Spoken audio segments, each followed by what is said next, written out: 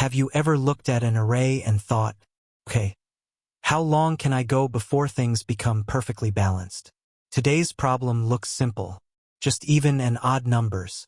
But there's a twist that quietly kills most optimizations. By the end of this video, you'll know exactly why brute force is acceptable here and how to explain this cleanly in an interview. This is Leetcode 3719, longest balanced subarray I. We're given an integer array, nums. A subarray is called balanced if the number of distinct even numbers is equal to the number of distinct odd numbers. Our goal is simple. Return the length of the longest such subarray. Key constraints: array length at most 1500. Values up to 100,000. Subarray must be contiguous. And here's the word that matters most. Distinct. Not count. Not frequency. Unique values. This one word changes everything.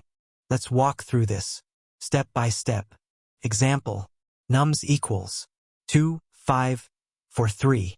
Let's solve this together. Start with 2. Evens contains 2. Odds is empty, not balanced.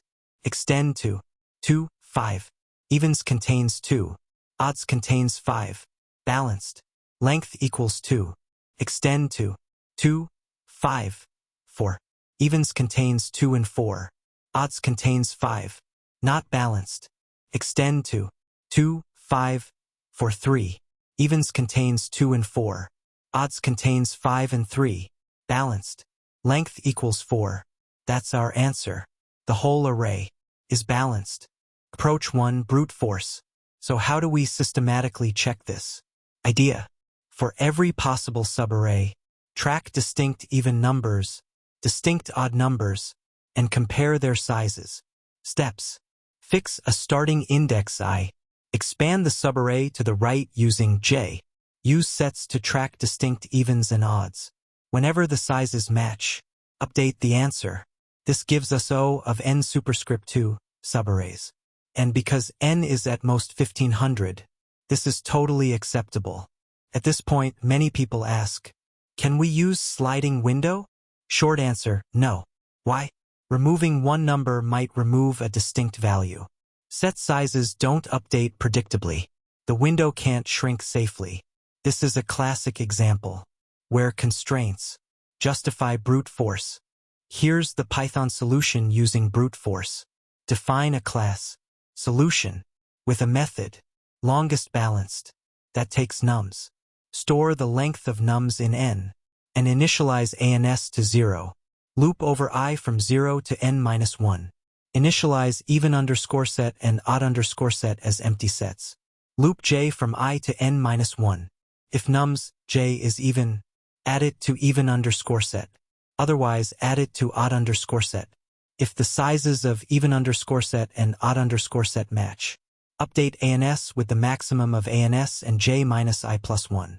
After checking all subarrays, return ans. Outer loop fixes the start of the subarray. Inner loop expands the end. Even underscore set stores distinct evens. Odd underscore set stores distinct odds. Whenever the sizes match, update the maximum length. Tip: reset sets for every new starting index. That's intentional and correct. Common mistakes. Watch out for these traps. 1. Counting total evens and odds instead of distinct.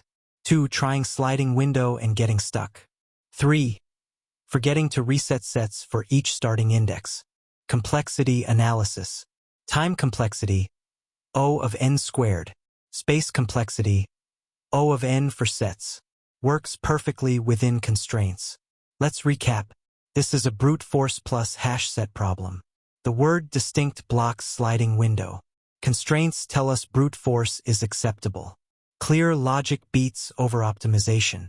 Interview tip: always justify your approach using constraints. That's what interviewers love to hear.